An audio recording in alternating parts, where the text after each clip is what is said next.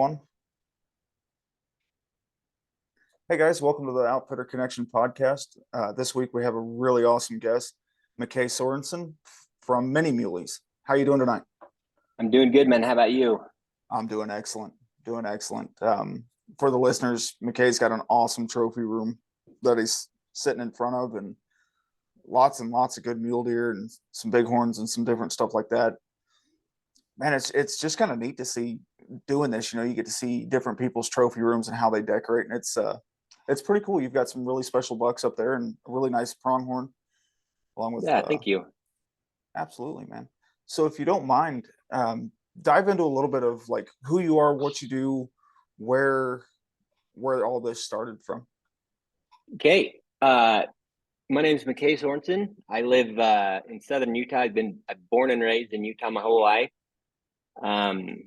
Everything kind of started, back in high school. I feel like I grew up in, I don't know, like the mecca of big bulls. Back in the heyday, 2005, 2006, 2007. I don't know if you know, like the Spider Bull. It was killed 30 minutes from my high school house. So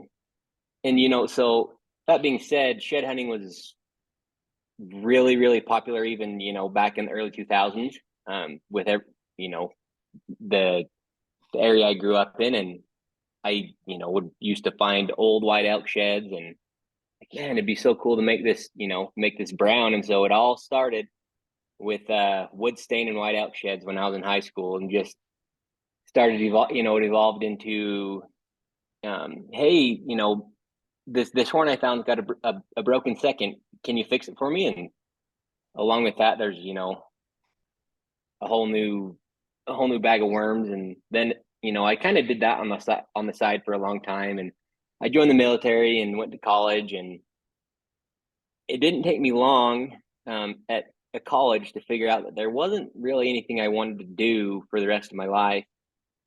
And so I signed up for lineman school. I met my wife in college and knew I was going to marry her. And so I figured it was time to a career. And anyway, if anybody's looked into that, they know how dang cutthroat and how competitive that job market is right now, waiting for all the old timers to retire and things. And so it didn't really pan out. And so I just started welding again. I've always loved welding and fabricating.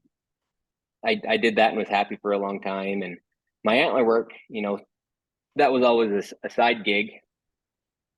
And it really turned into, I guess I figured out, I don't know, maybe 10 years ago, I figured out a really good way to restore like old chalky sheds and old chalky deadheads and stuff. And to get the trick with restoration is like getting a repeatability, right? Because every antler is different and their condition's different. And so that being said, there's some would turn out really good before, and others would be like, whoa, like when you use wood stain, anybody who's ever tried wood stain, a really old antler just sucks the stain up and they go super dark. Anyway, so, I did that for a long time, and it kept me pretty busy. It was just a hobby, kind of side money. And I started getting busy enough that I wasn't working full time, and I was doing more antler work than welding. And finally, one day I was like, man, I got enough work. I think I can make this work. And luckily, I have an amazing, super supportive wife who said you should do it. And so I did it. I took the jump and quit my job and went full time. And it was a little bit stressful, but anyway. So I was just fixing sheds for a long time. And then I was like, I was disappointed with the commercially available replica skulls that I was attaching people's horns to, not to drag anybody under the, talk crap on any companies, but there's the mountain mics that are available at every Bass Pro and Sportsman's Warehouse and stuff. And they're awesome for what they are, but I wanted something that was a step above that. And so I dove into mold making, and I thought, man, I could probably do that. And I watched a bunch of videos on YouTube and learned about, how to make a silicone mold of a deer skull. And I did that, and through trial and error and a bunch of expensive mistakes, I built a mold for a deer skull and started doing that. And there's a few other guys around the state that make antler replicas and across the country, big names out there. And it was always something I wanted to get into. But it's one of those things. It's such a niche that nobody. There's not a lot of videos about it. Nobody is willing to teach you how to do it, right? Mhm. There's a lot of trade secrets and how tos and what you should and shouldn't do, and we'll just chalk it up to a lot of expensive mistakes were made, and a lot of money was wasted figuring it out. But anyway, I figured if I could mold a skull, I could mold an antler, and so I jumped into it, and I made one for myself, and I posted it on my Instagram, and it just took off from there. And so I did, the full size replicas is where everything got started. And after that, I did that for a couple of years. And during COVID, everything was really, really slow. And I'd seen back in the day, I'd seen these little miniature ram sculptures that people would stick on the dashboard of their truck. You've seen everybody's got the elk sheds and things. And I saw the ram, and man, it'd be cool. So I sat down with some clay and I sculpted one, and I painted it. It was 3 or 4 inches wide, just big enough to stick on the dashboard of your truck. And I thought that was cool. And I posted that, and my DMs blew up, and people are like, "Hey, make me one, make me one, make me one." I'm like, okay. So I molded that little thing. And then before you know it, everyone's like, "Hey, make a mule deer. Hey, make a whitetail. Hey, make an elk." I'm like, okay. Like, I bit off way more than I can chew, but I did it because it was fun. And I mean, you could pour a mold and, pour a set and paint it and sell it for $50, and it was awesome. Mhm. Well, in the mix of all that, everybody started requesting, "Hey, will you sculpt my animal? Will you sculpt my animal?" I'm like, oh my gosh, that would take so long. And you wouldn't want to pay what I would charge you to hand sculpt your animal out of clay. They're like, "Oh no, you should do it." And I was like, "No, I'm too busy. I don't want to do it." Well, that I call them monster or mini monsters, the mini monster series. And I probably sold 500 of them across the country. And it was just a fun little side business. But one of my buddies, he's a very successful businessman. And he lived in the same town as me, and we went to the same church, and we went shed hunting one day.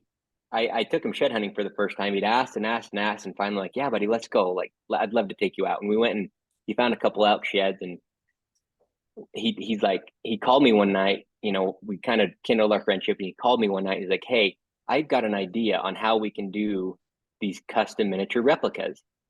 I'm like, "Okay." And he's a whiz kid, and we ended up partnering. He's my partner with Mini Muleys, and he had this idea, and we paid a bunch of money and had some software developed and worked out a bunch of kinks over a couple of years. And we launched it, and now we're able to do, Mini Muleys, which we turn photos that you take of your animal and send them to us, and we turn those into a 3D image with our software. And then they're resin printed and then hand refined, and everything is hand painted. And so it kind of goes hand in hand with my full size replicas. I mean, everybody, if somebody kills a big animal, they want big ones, they want small ones, they want pictures, they want to show everybody. Yeah. And it's So it's a cool way to showcase, like, say a guy's got a desk job or something, he works in an office. Your product is a really cool way where he can have his shoulder mount or his half body or his pedestal, whatever, hanging up at home, but he can have a miniature version of that sitting on his desk, displayed nicely, and that's you you've created like a really neat idea, and you guys have like perfected it to a point where it's now a very much in demand product. that's right. That's right. It's kind of crazy what it's turned into. I never imagined that, a little, it's funny, a little 10-minute conversation one night over a phone call turned into what it has. And I tell people when we meet them at shows, they're like, they see him, and they're like, well, what do you do with them? And I say, "Have you killed a big deer?" And they say, well, yeah, I killed a deer. I says, do you show, when people ask about it, do you break out your phone and show them a picture? They say, well, yeah, of course. I'm like, look at this. You can spin it around and it's 100 times cooler than a picture. And they're like, say no more. I understand. Hmm. So, So you guys resin print yours. What is the benefit to resin printing versus like a PLA off of like an Ender 3D printer? we really, I've not messed with like a PLA printer. I know that the resin is able to capture a ton more detail, down in the smaller scale. Mhm. Um, and another difference is when I don't want to get into too much detail on it just to bore everybody, but we'll just leave it at the detail. We feel like resin is able to capture more detail, and that's what we're about. Yeah, absolutely. And it's kind of crazy to think too that each animal, right? You could have two mule deer skulls, antlers and all, and the way their growth plates come together are different. Yep. And that resin will actually pick that minute difference up, like you were talking about. Yep. And it's really neat, the way we do it. Like I said, we don't have to show up to your house and use a 3D scanner. Like there's been some people that pop up, here and there that use 3D scanners and stuff, and they make an awesome product. But the best thing about us is we don't have to come to your house, and we're not stuck with a local market, or you don't have to send your horns anywhere or anything like that. If you've got a smartphone and can take 5 minutes to take the pictures we need, that and send them to us, that's all you have to do. It's pretty cool. That's awesome. What kind of can you walk through a little bit of the artistic um, process in the painting? Because I know like color matching a set of horns, every horn is a different shade of brown or grayish white. What's the artistic process there for like color matching for that? So, like I said, with our photos, our artists, we've got a handful of artists, here locally in Utah that hand paint everything, and they use the photos that you take to match your color. And so I've taught every artist we have is trained by me, um, in mixing their paints and doing their best to match those colors. Obviously every animal is different, and even each person sees colors a different way. But we use oil paints to color our minis and my full size replicas. And I feel like oil paints are the best option for painting antlers, because you can put them on in really thin transparent layers, and they give, I don't know, we use a really high quality paint, and a super good eye for detail. And I feel like that's how we're able to match the originals. Obviously everybody's human and we do it to the best of our abilities, but I feel like that's how we're able to do that. And we weed through a lot of people that are interested to paint, and we hang on to the best ones, and we treat them really good. What's harder to capture detail? Horns like on sheep, or is it fur? Which one of those takes like just that little bit extra care? I would say that personally for me, sheep horns are trickier to paint, just because there's so many subtle colors and layers you have to put on, and there's an order you need to apply the paint, um, to get the end result you're after. As far as painting fur, like on our shoulder mounts and our full bodies and stuff, honestly, I don't think it's that hard. All you have to do is get, kind of a base color and then add some depth to it. And that's I mean, that's really it. But for me, I do feel like that sheep are trickier to nail versus fur, which is why we've had a ton of requests of people with mini muleys. Hey, you should do mini bears, you should do mini cougars, you should do ducks, you should do pheasants. Well, I don't know personally. I mean, we're obviously going to expand into that. We've had enough requests, but painting a 3-inch pheasant is going to get technical and time consuming and tedious to paint and to nail all those tiny little colors and the iridescentness of birds and stuff. So right now we just do antlered and horn game. So I tell people when they ask if we'll do their cougar, is well, if you shoot a cougar that's got that has horns, we'll do it for you. There's definitely some interesting taxidermy out there. One of the places that's close to my home, they have a coyote, or not a coyote, a coydad. Somebody basically took a coyote, added aoudad ewe horns to it, and then put chaps on it. It's one of the goofiest things I've ever seen in my life, but it's like, no kidding. Yeah, I've got a photo of it somewhere.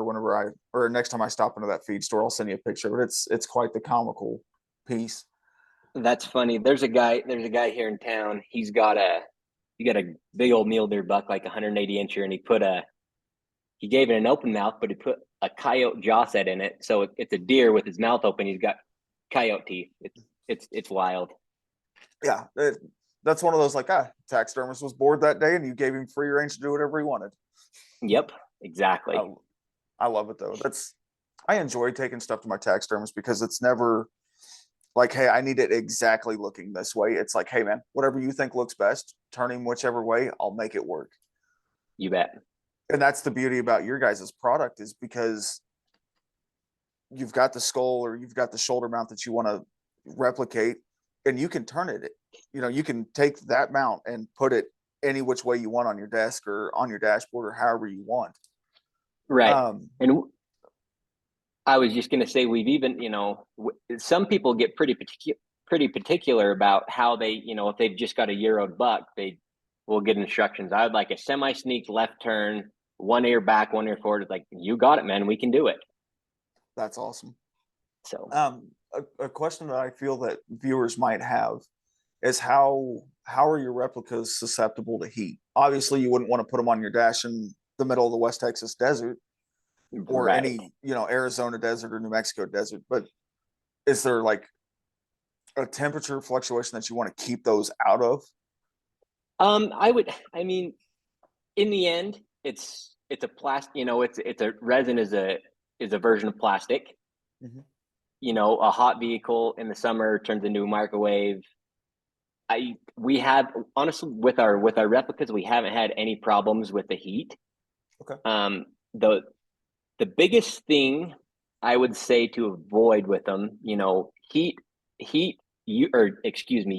and plastic don't mix. The sun makes plastic brittle. It makes it turn yellow. That's the UV is what we have a harder time with over the heat. It's just one of those things. We protect them with a UV protectant sprays, and we do the best we know how. But in the end, you no matter what kind of plastic it is, the sun will deteriorate it over time. But as far as the heat goes, we in the beginning we make molds, and that's how we make our display stands with poured resin, like we do with our full size replicas. Mm-hmm. And they seem to be a little bit more susceptible to the heat, but it's very minimal still. I got you. And sorry, I completely forgot my train of thought there. Yeah, no worries, man. I had a really good question. It just slipped. Got on the hand painting. It's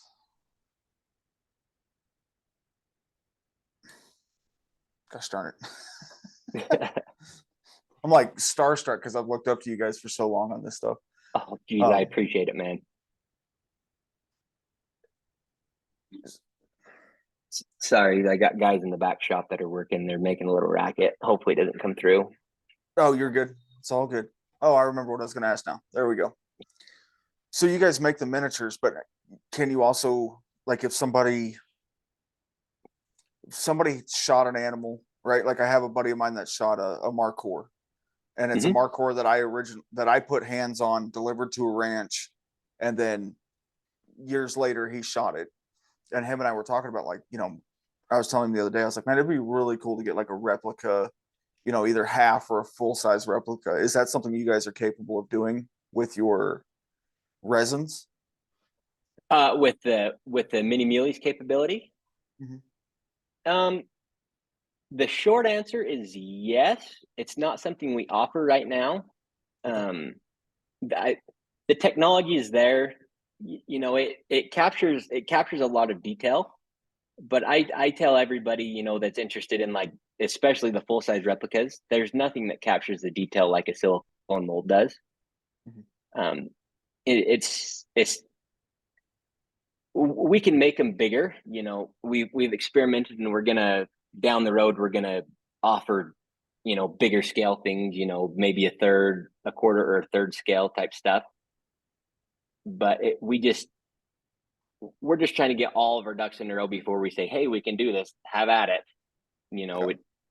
it, that the way we launched Mini Muleys, we got everything ready because we knew as soon as we hit launch and posted about it, we were going to get blown up. And holy cow, when we hit launch, it was mayhem and a little bit of chaos. And so we just want to avoid that. Moving forward with any new releases and things that we do. Absolutely. When you guys when you released Mini Muleys and like officially launched it, at what point was it like, holy smokes, like this is going way further than what we could have expected? 2 days. 2 days, really? 2 days. I mean, I get the Shopify notifications every time we get an order and stuff. And I was in Las Vegas at the NFR when it went off, enjoying the Cowboy Christmas and watching the rodeo. And my wife got so dang mad at me, and the people we were with got so dang mad at me because I was just staring at my phone, like answering emails and getting excited. And I was like, I'm sorry, guys. Like it was overwhelming, and it was really, really fun. But that obviously the newness sort of wore off. But every year when we go to the expos and meet new people, it renews that excitement and how much the reason why I love it so much. And I it's just one of those things that's so fun to talk to people and see their animals and give them something neater than a picture. Absolutely. And it's a tangible, it's kind of a hassle to take a mount off of a wall and take it here or take it there or whatever. The Right. minis, they're tangible. You can just pick them up, like you said, and show them to people and like, hey, look, turning 360 degrees. Look at this characteristic. Look, he's got a kicker off this backside that you wouldn't have seen from a picture. Right. And I would say more than half of the customers that we do the custom miniatures for end up giving the minis as gifts as to people who were with them when they killed an animal. Or you know one of my spiels is, you don't go hunting by most guys go hunting with buddies or family or whatever. Mhm. And whoever takes the animal gets it and gets to enjoy it, and the other people, all they get's a dang photo. Well, now they can stick their mini muley, their miniature replica, under their kill photo, and have a little bit something more to enjoy.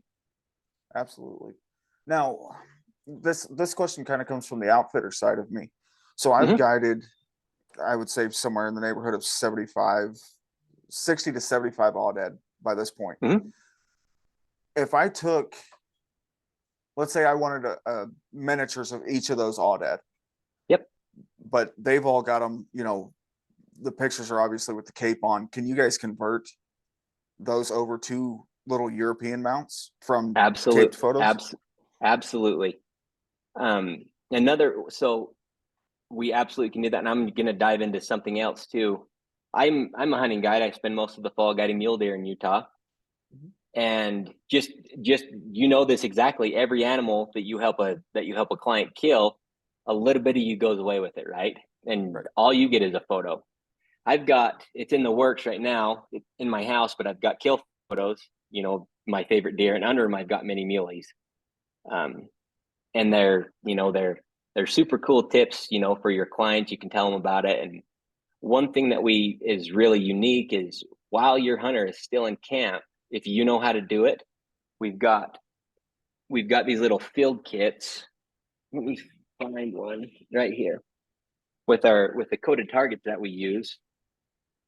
And you can keep these in your backpack or in your camp trailer, wherever you do your camp. And after after you tape the animal and you still got it in your possession at camp, you can take the photos in camp with the skull capped animal or whatever, and we can put it on a shoulder mount or a Euro for you.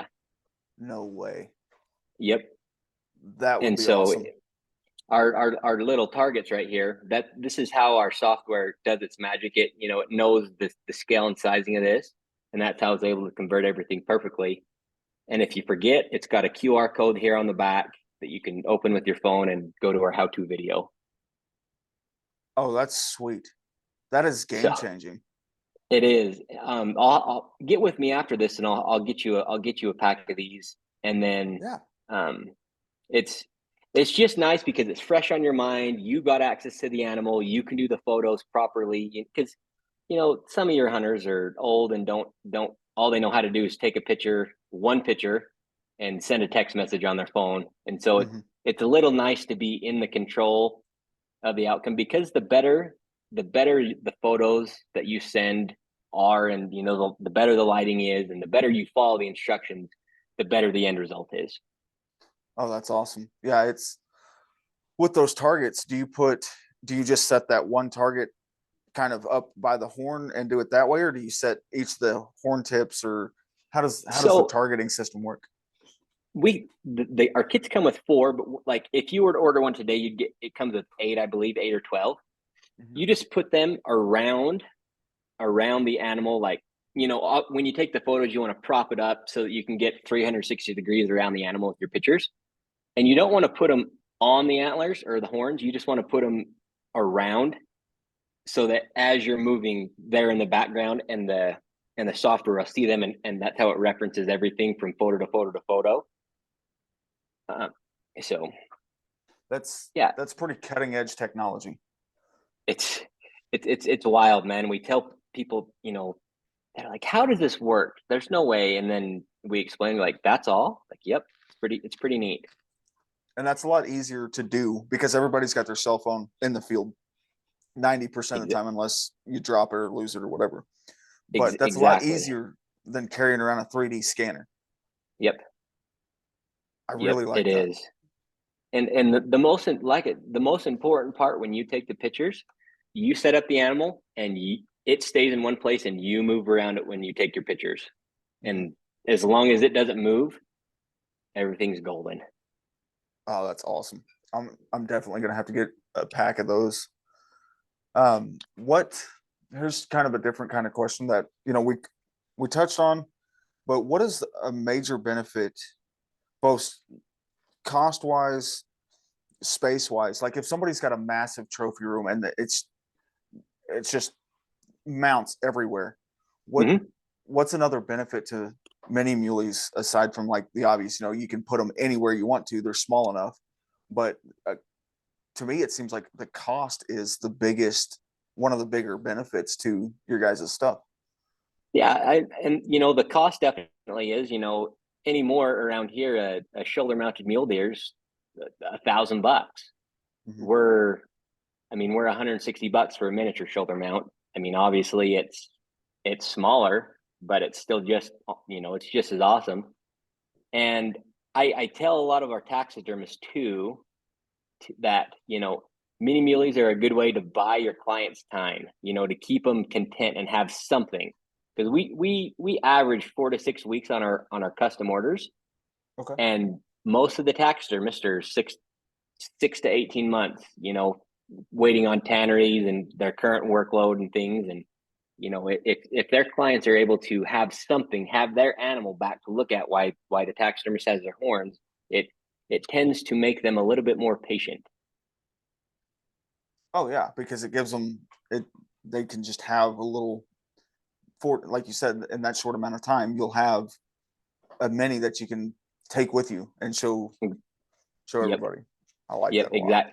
That's the toughest part about me, is when I harvest an animal, is oh, I want to get it to the taxidermist so I can get it back, but as soon as you kill it, you want to look at it. It's fresh on your mind, and you want something I like to hold my, like when I find big sheds, I like to hold them on the couch at night, the night I find them. Yeah, But I've grown a love for shed hunting, and I do a lot of shed hunting on high fence ranches. Just mhm. you never know what you're going to pick up. You could pick up a giant fallow shed or an axis shed, or the obvious, the giant whitetail sheds that they have down here, and it is fun. And it would be neat because I do have some ranches where um, it's an absolute like you cannot keep these, Right. and so that would be another really cool deal to like go out and go shed hunt and be like, hey, no worries. I'm not going to ask you for the fifth year in a row if I can keep these or not. I'm just going to take a couple of pictures of it, and then it's yours. Exactly. Exactly. And that, the full size replicas goes well with that, but some guys are pretty finicky. Like, they don't want other copies of their antlers around, because the more copies you make of something, the less special it is. Right. And everybody's heard the horror stories back in the day when full size replicas kind of got started, and someone would be at a Bass Pro in a different state and be like, "Holy crap, there's my buck! Like, how did that get there? I didn't give permission." And so we, you always want to avoid that kind of stuff. Yeah. And I don't, it's just there's so many benefits to the mini muleys that it's kind of come to fruition that I hadn't even thought of. That's awesome. What? So you guys do the custom replicas, and then do you guys have like a bank of, if you got an elk hunter in your life, for the listeners, if they have like an elk hunter or a mule deer or a whitetail hunter, a pronghorn hunter, or sheep hunter, that they want to get something that's just one of those little trinkets to hang with one of your little mounts that you guys sell. Do you guys sell just generic ones?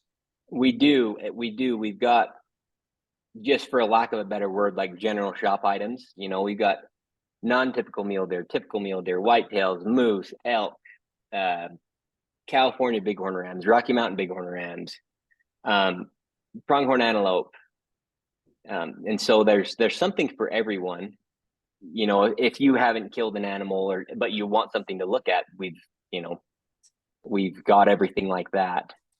There on our website, and that stuff is, some of it's made to order, like the custom shoulder, or the shoulder mounts are made to order, so they're like 2-3 weeks out. That we've got to make them and paint them.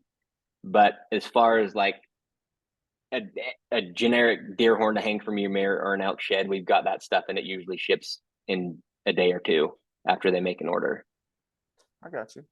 Which which of the different species that you guys replicate, which of those is kind of like a favorite of yours? I'm a mule deer guy through and through. I mean, they're my passion, and they're. I mean, I don't get me wrong. I'm seriously starting to fall in love with whitetails. I've been going to Canada the last 5 years, hunting whitetails every November, and I've got a serious spot in my heart for them. But I'll always be a mule deer nut.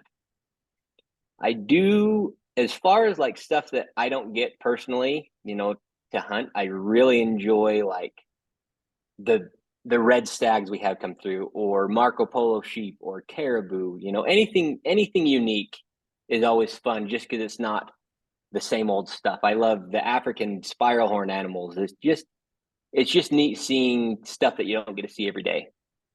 Absolutely. Those African animals, they're so beautiful. There's just something about them. I mean, it's one of those things that I'm looking forward to going and doing, and to have minis while I'm waiting for the stuff to come back is a Yep. great another added benefit to what you guys do. Oh yeah, man. Like, there's a guy that I've been talking with forever. And he killed a gobi argali and a Marco Polo a few years ago, and he still doesn't have the horns back. And it like 2-3 years ago. Wow. And he's like, I wish I would have known, so I had something to look at while I'm waiting on all this stuff to get here. Mm-hmm. And so, if you're going to Africa takes a long time to get your crate of horns back. Anything like that, you can take the photos while you're there and have have the animal in your possession for a minute, take them while you're there and just have them. And then when you get back to the States or back home, send in the pictures and we do the rest. That's awesome. You guys make it, I've played around on your website a little bit, but you guys make it so easy to navigate your website. Like you jump on some websites and it's like, I don't even know what to do with this thing. Like there's stuff everywhere, and it's your guys' website's very simple, very to the point. Click here for this, click here for that, do this, do this, do this. It's awesome. And after you make a purchase, you get emailed all the instructions on and a digital download with the targets that you need. And if you back touching on that point of being like in Africa or something, the targets aren't 100% necessary, but they make they help our software run faster. Mm-hmm. So it's, if you don't have them, it's not the end of the world, but on all fronts, it expedites the process is what I'm trying to say, I guess. That's awesome. So is there a specific animal you guys haven't, and this might be a hard one to answer, but is there a specific animal that you guys maybe haven't done yet that you're hoping one day comes through the doors? Oh, honestly, with mini muleys, we have done just about everything. Like some of the African stuff that comes, the exotics that come through. I'm like, I don't know what that is. There's so many different kinds of wildebeest and the impalas, and there's just so many. But the full size replicas, there's a boatload of stuff I'd love to do. We've done a bunch of moose, and we've never done a big caribou through the full size shop. I'd love to do, any of the big crazy sheep, the Gobi Argalis, Marco Polos, all that stuff. Yeah. The Marco Polos, the Argalis, there's a prestige. In my opinion, because I view them as like one of the most prestigious sheep on the planet. Oh yeah. And it's, I've never held a set of Argali horns in my hands. There's a slim to no chance that I'll ever make it over there to do it. But it's just one of those, like, they're just massively beautiful animals. Oh yeah. And it blows my mind. Like I've held two Marco Polos and one Argali. It's like personally held, and I get a lot of sheep come through. Full size, we probably replicate 40 sheep a year. And it blows my mind, like just a run of, a solid 170-inch bighorn sheep, how heavy they are and how awesome they are. And then you add, a big sheep's got 36-inch long horns. You go to a Marco Polo that has 60-inch long horns. It's like, oh my gosh, how do they walk around with that? It blows my mind. It's a lot of headgear.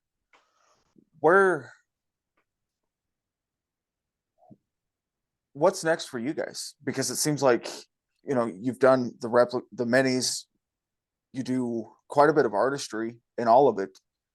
How do you see mini muleys growing in the coming years?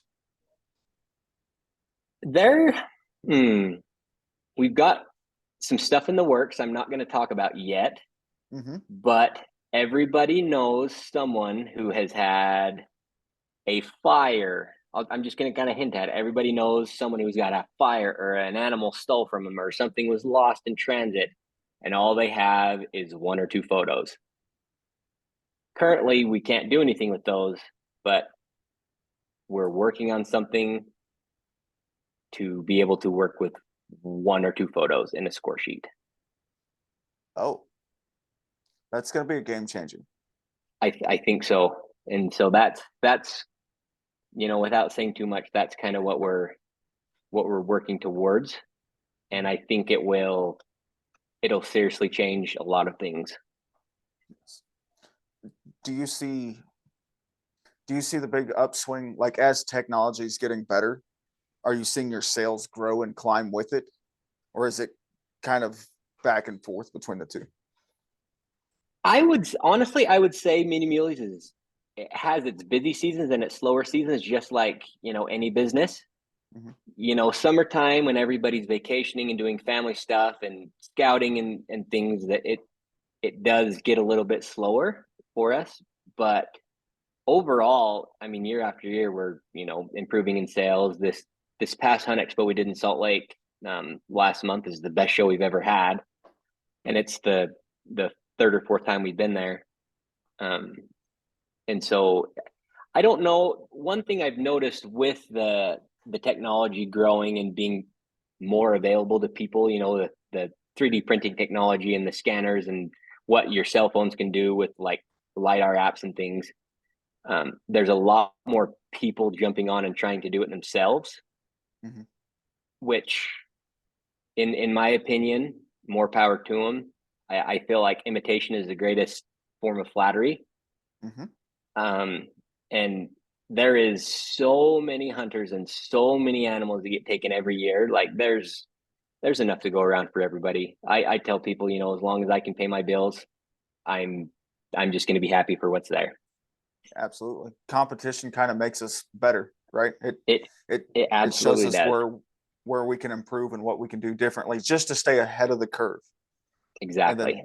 something with your guys is, you know, with mini muleys, it's staying ahead of the curve and then going that extra little push there to get you guys.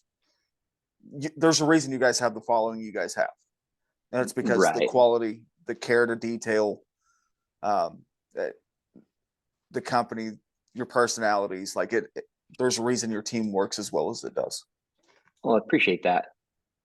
It it's like we talked about before. It's just crazy what it's crazy to me what it's turned into. And I mean, we've got 9 employees at Mini Muleys, and you know, painters and everyone in between, our shipping manager and the guy who makes the prints. And it's yeah, it's just neat. It's neat to create something out of nothing, I guess. To take an idea and see it all the way through till fruition. Yep.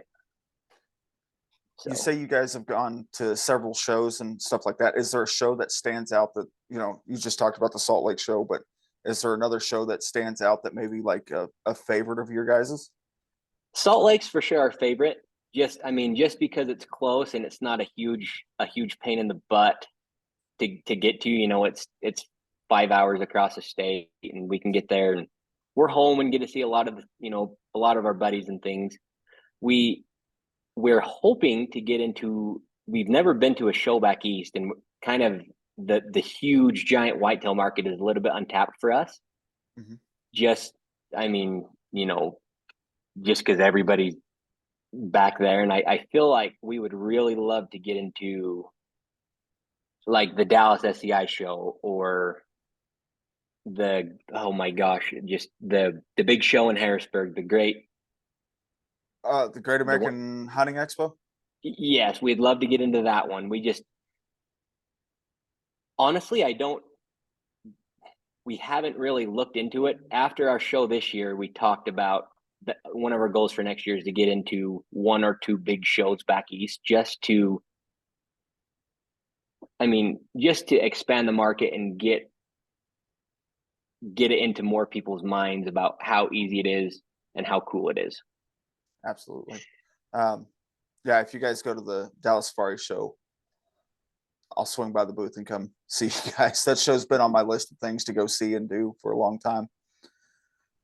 If The big shows are just so much demand to get into them.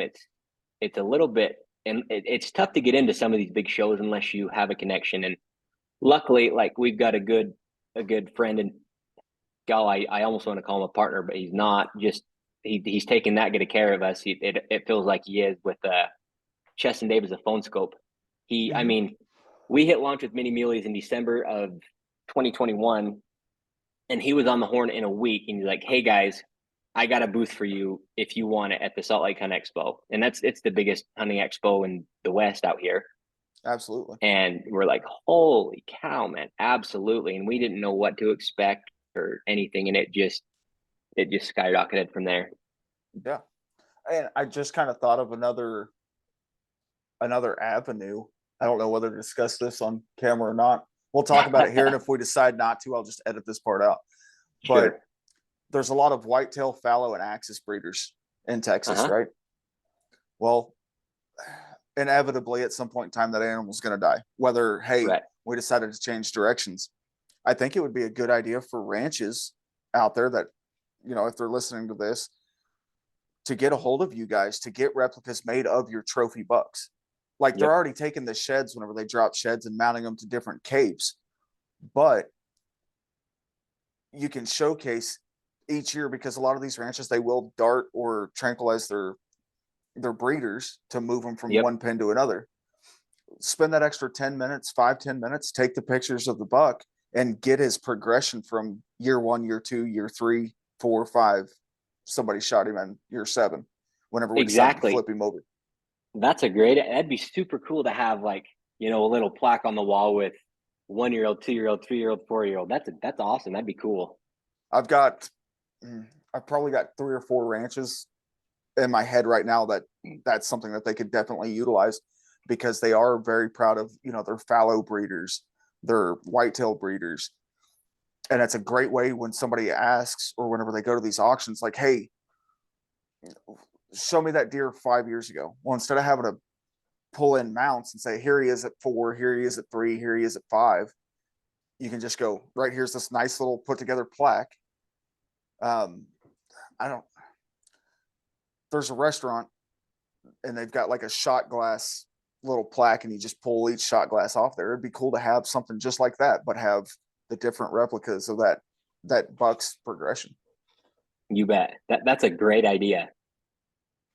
Yeah, I can send you their contact information or send them yours, either way.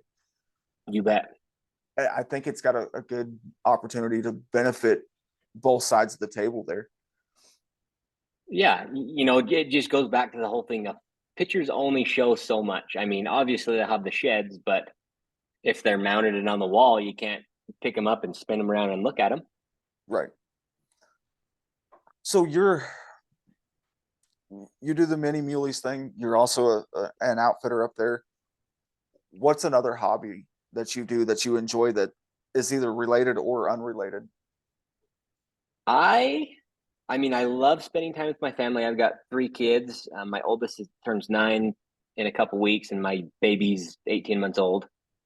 I love spending time with my family, but I really love just within the last year, I've kind of really started to dabble in like painting on canvas.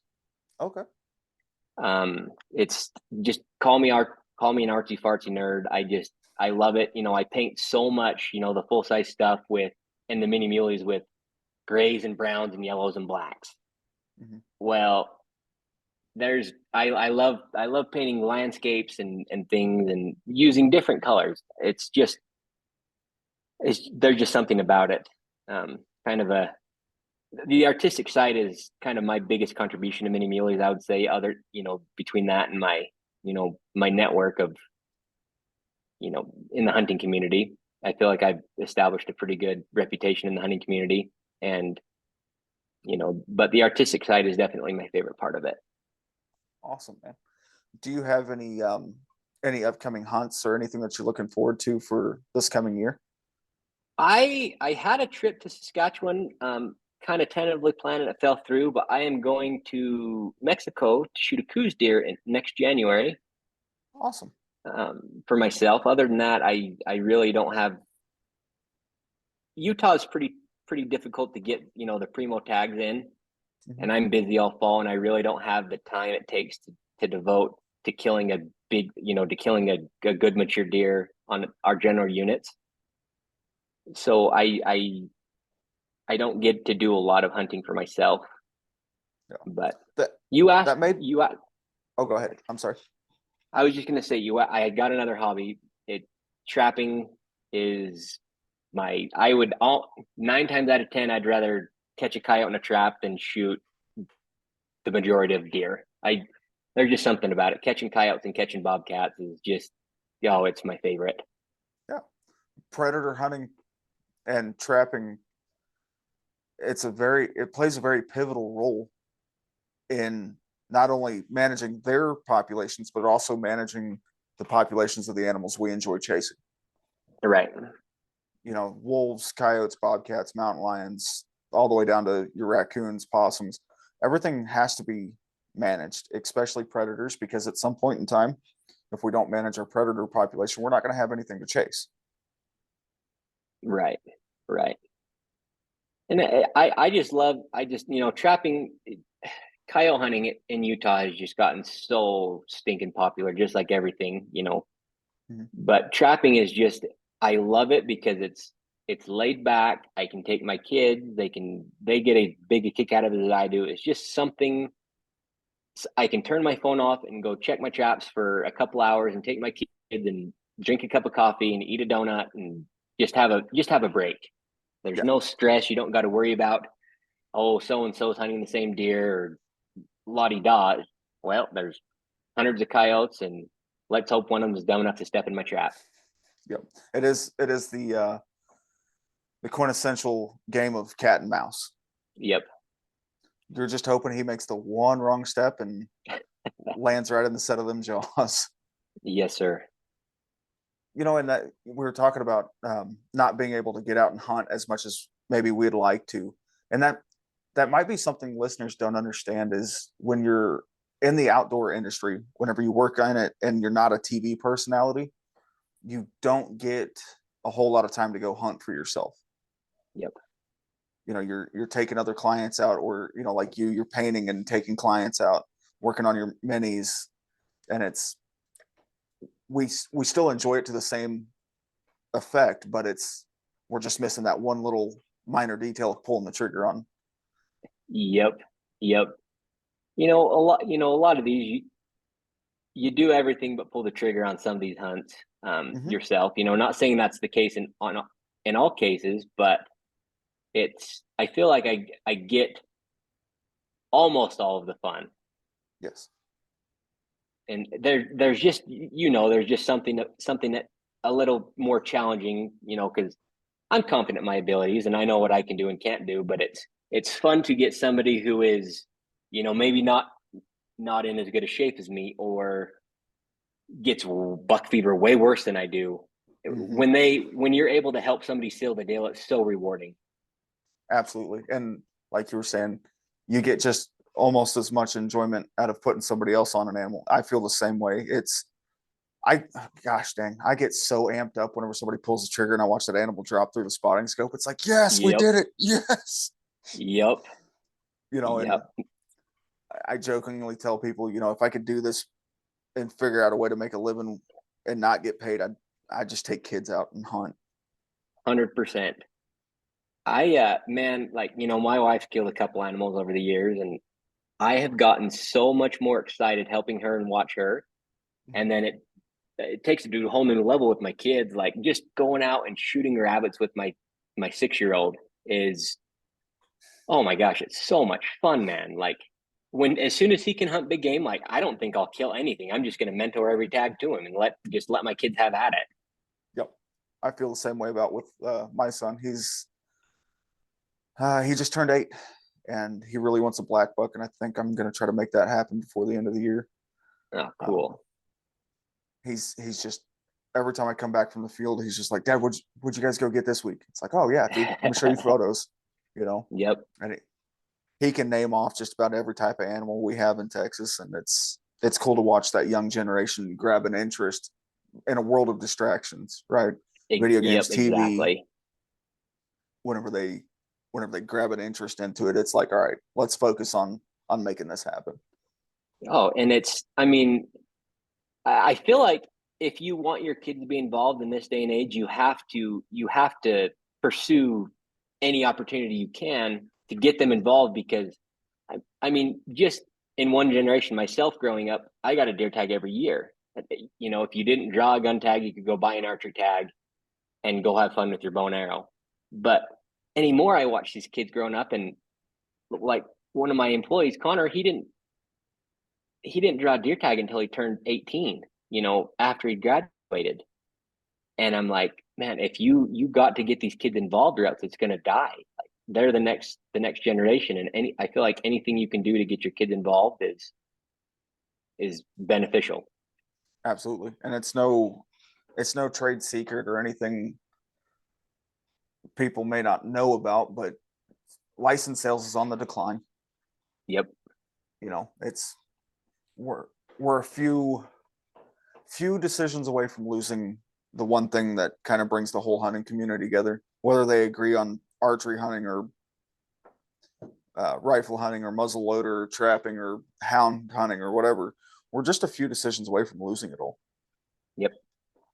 And Because it's not like when those big decisions get made, it's not like they ever get reversed. no, it's almost impossible to get them reversed if they ever do.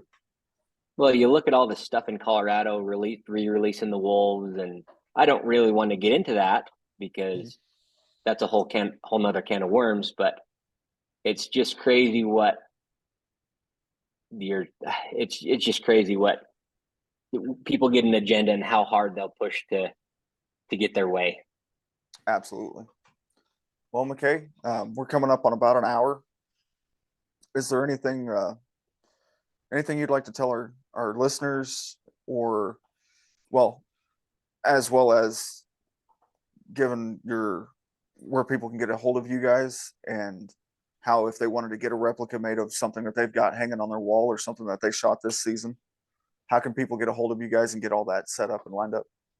Yeah, I would say the easiest way to get a hold of us is through Instagram. We're on Instagram at Mini Muleys, no space. We're very responsive to DMs and happy to help anybody who sends us a message. If you're in search of full size replicas, you can hit me on Instagram. You can find me on my website. But my full size replicas is Trapper Man Antlers on Instagram. Chances are you've probably seen a post of a big deer with my handle on it. We get lots of big animals that come through our shop. And I guess in closing, I would just love to say thank you for the opportunity to talk about, my world. And it's always nice to speak with like-minded people about things we enjoy. Absolutely, man. Again, I greatly appreciate you coming on. It's been a blast. Like I said earlier, you guys are somebody that I've looked up to for a while. Haven't gotten around to ordering any minis yet, but it's coming. Well, let's chat after this and we'll get you taken care of, brother. All right, brother. I appreciate you. Hey, man, thank you. We'll have a great night. You too. Let's see. I'm going to end the recording.